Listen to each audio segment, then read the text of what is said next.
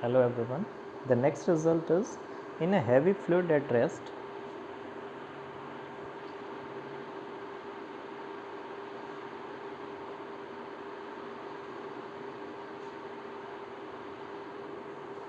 at any 2 points,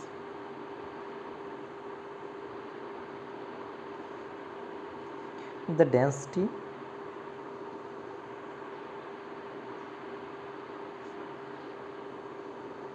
at same horizontal level are equal.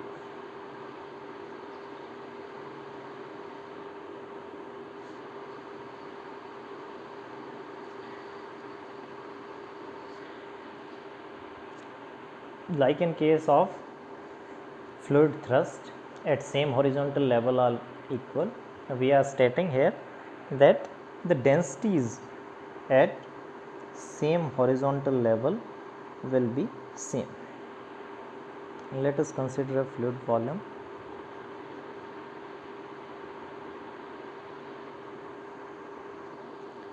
Let us consider 2 points A and B as at same horizontal level. So is pair A dash and B dash.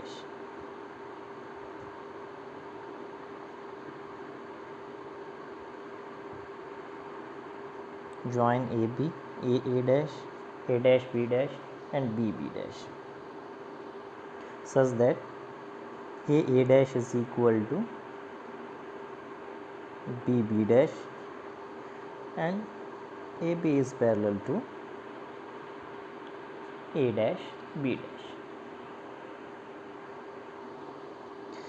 Now let us consider, if possible, rho 1 and rho 2 be the mean densities of the fluid between A dash and B dash. Okay. Let us consider rho 1 and rho 2 be the mean densities between A dash and B dash. Now by the previous result, we have difference of pressures at 2 points is directly proportional to the difference of their depths, or pressure at A dash minus pressure at A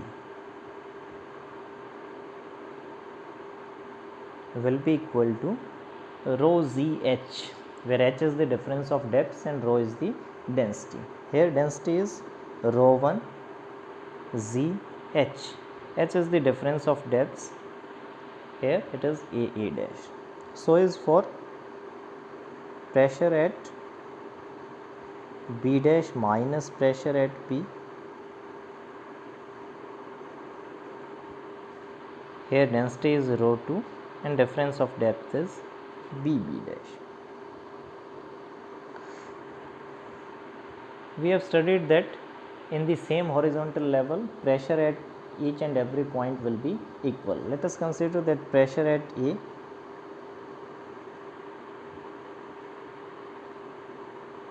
be some P.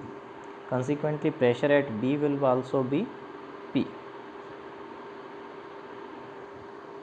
Let us consider pressure at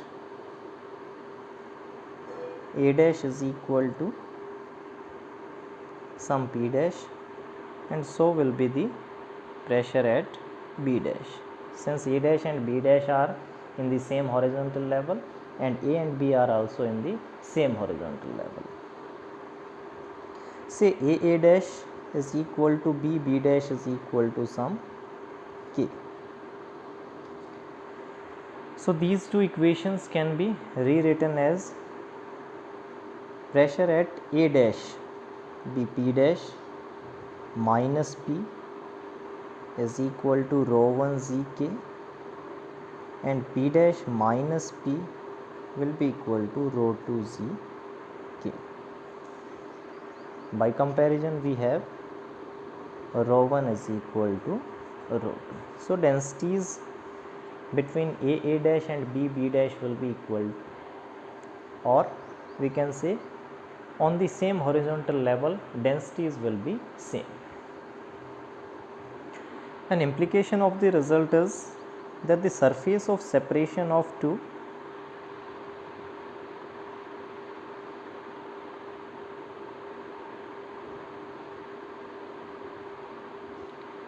fluids which do not mix will always be a horizontal plane.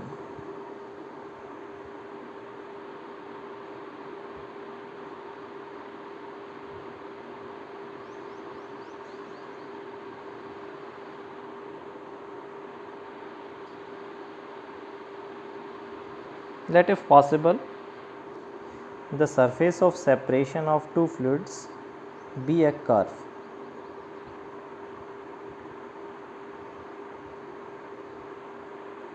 Let this be some fluid F1 and this be some fluid F2.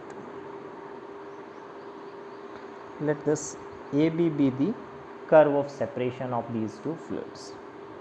Now let us consider 2 points A dash and B dash in the same horizontal level, and by the result this the densities at point A dash and B dash will be equal to, so rho 1 will be equal to rho 2 is equal to rho. But here, since F1 and F2 are two different fluids, rho 1 cannot be equal to rho 2. So our position is wrong. This always be separated by a horizontal plane. Two fluids that do not mix will always be separated by a horizontal plane. Next result is pressure at a depth h below the surface of the liquid. Pressure at a point at depth h below the surface of a liquid. Let us consider 2 cases when the fluid or liquid is the homogeneous.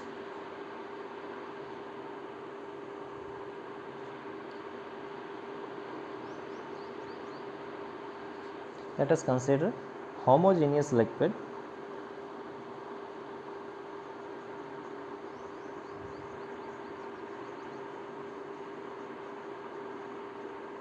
and pressure at a point A at depth h.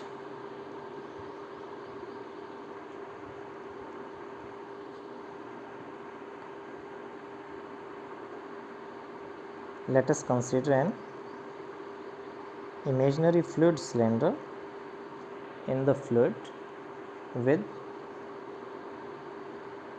B as the topmost point vertically above A in the fluid, and taking AB as the axis, consider this fluid cylinder. Let pi be the atmospheric pressure per unit area of the fluid, and let S be the surface area, a cross sectional surface area of this cylinder. Now this fluid cylinder is in rest under the effect of following forces. First is the atmospheric pressure, pressure on the curved part or thrust, fluid thrust on the curved part,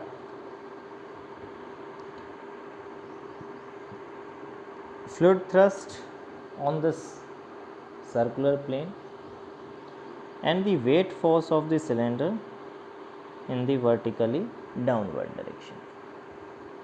Atmospheric pressure, fluid pressure, weight force, and the fluid thrust on the curved part. So this cylinder is in equilibrium under the effect of following forces. Let P be the pressure per unit area at this point A, then the total pressure on this cross sectional surface will be PS,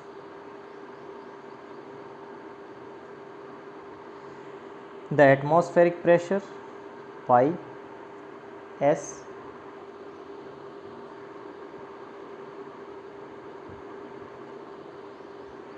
and the weight force of the cylinder W. The fluid thrust on this curved part will be equal and opposite, or when we will resolve these forces, the corresponding parts will cancel out. Weight force of this cylinder can be written in terms of mass and gravity as mg. Mass can be written in terms of volume as v rho z. Volume further can be written in terms of cross sectional surface area S, that is PSZH, sorry, rho S ZH.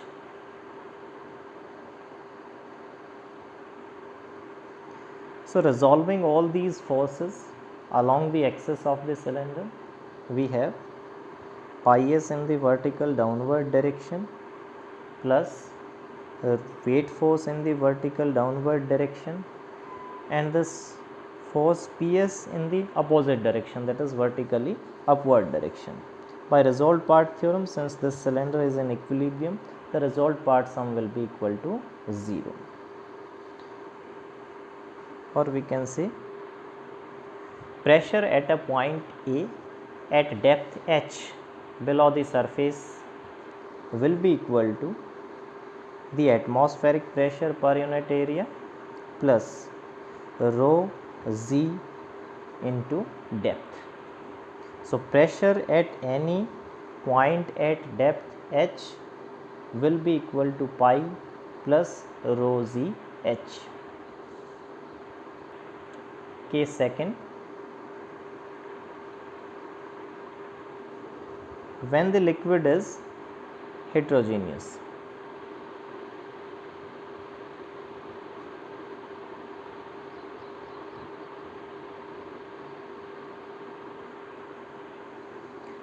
When the liquid is heterogeneous,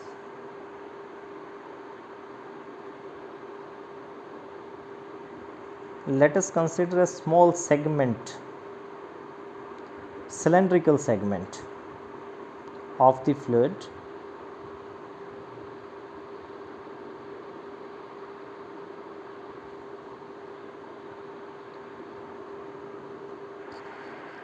say with axis PQ,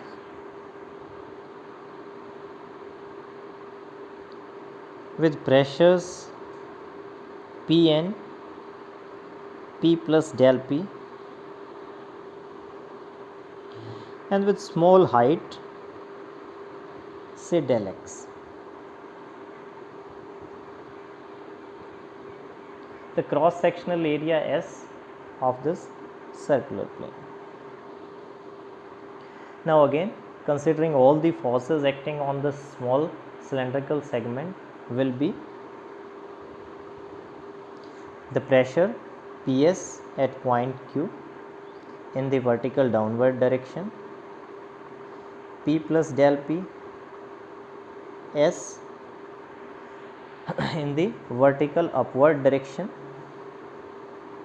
weight force of this cylinder, that will again be mg, mass is again volume into density. Volume can be written as S del x rho z, and the forces on the curved part that will cancel out when resolved along the axis of cylinder. Resolving all these forces along axis of the cylinder, we have Ps minus P plus del P S plus S rho z del x is equal to 0. Taking the limiting case, whenever del x is tending to 0, del P will also tend to 0, and these small increments will change to the differential operator. Or in the limiting case, we have Ps minus P plus dP S plus S rho z dx is equal to 0, or minus of S को आप cancel out कर दीजिए, minus of D P will be equal to minus of rho G D X, और we have D P is equal to rho G D X. Since the given fluid is heterogeneous, that means density will be different at different depths. So density will be a function of height del x. So P will be z as a constant integration rho. Integration, now density is a function of height. Density will be different since the given fluid is heterogeneous. Dx plus some constant of integration. So when the liquid is heterogeneous, pressure at a point will be equal to z integration rho dx plus c. Next is pressure at any point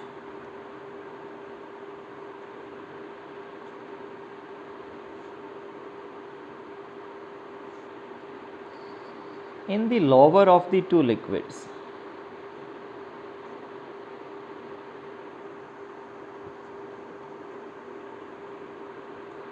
Which do not mix.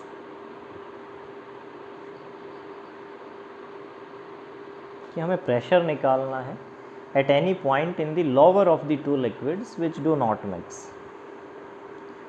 We have two layer of liquids that do not mix.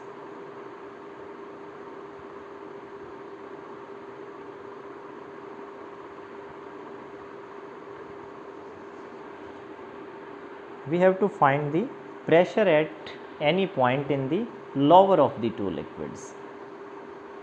Let us consider the topmost point vertically above this point, say A. So this point is some C. Let us consider the fluid cylinder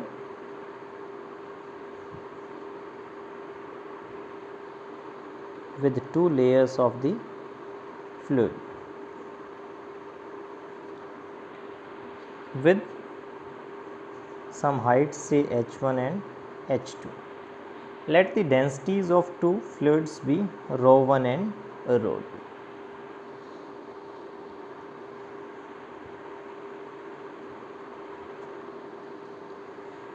Now the forces acting on the cylinder. This cylindrical fluid is in rest under the effect of the following forces. First is the atmospheric pressure. If we consider S as the cross-sectional surface area, then pi S as the atmospheric pressure,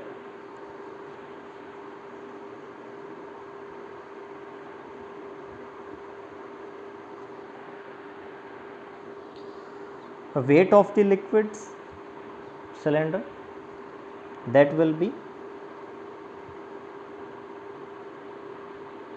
acting vertically downward.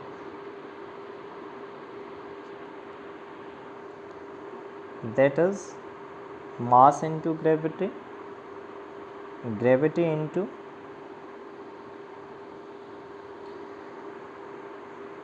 V rho. Here we have two parts of the cylinder with different densities and different heights. So this is V1 rho 1 plus V2 rho 2. That is Z is equal to V1 is SH1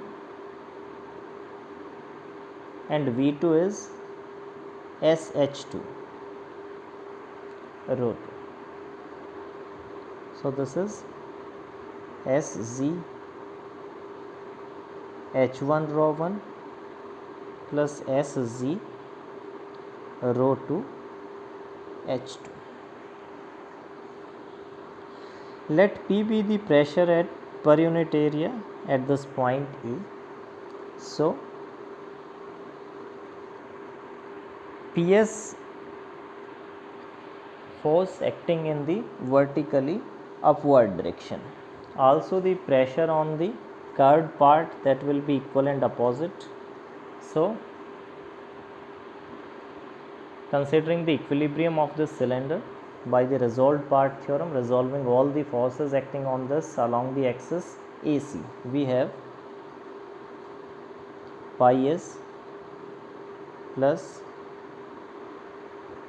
SZ H1 rho 1 plus SZ rho 2 H2 acting in the vertically downward direction and PS acting in the vertically upward direction.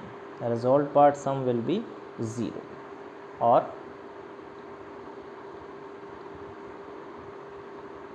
P will be equal to pi plus H1 rho 1 Z plus H2 rho 2 Z.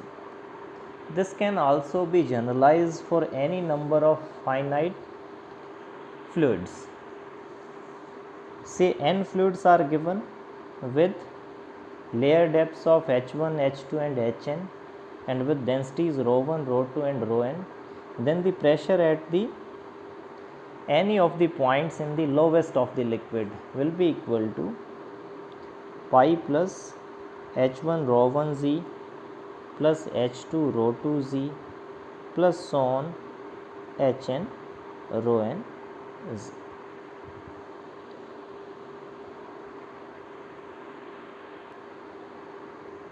Now next term is effective surface.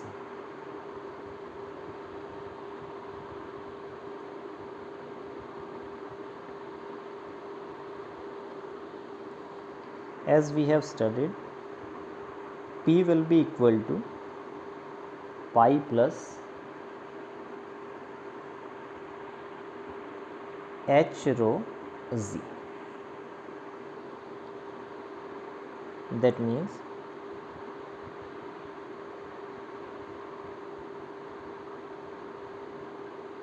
at a point, pressure at any depth h will be equal to atmospheric pressure plus H rho Z. Now suppose that if there is no atmospheric pressure, or we can say this atmospheric pressure is replaced by a layer of fluid that exerts the same fluid pressure as the atmospheric pressure.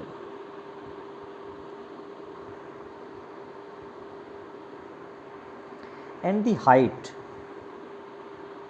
H1 of this fluid is given by the relation. Since we know that atmospheric pressure is pi and pressure at any depth H1 will be rho Z H1. So by this relation, since this imaginary layer of fluid exerts the same pressure as that the atmospheric pressure, so this H1 will be equal to pi by rho Z. So this layer of imaginary fluid that exerts the same pressure as that by the atmosphere is called the effective surface. So the upper surface of this superimposed liquid is called the effective surface, or the surface of zero pressure, the surface of zero pressure. क्योंकि हमने क्या किया कि atmospheric pressure की जगह हमने एक superimpose liquid layer ले ली, ठीक है, that exerts the same pressure as that by the atmosphere. So there is no pressure at this uppermost layer of this superimposed liquid. So this is called the effective surface or the reference surface or the surface with zero pressure.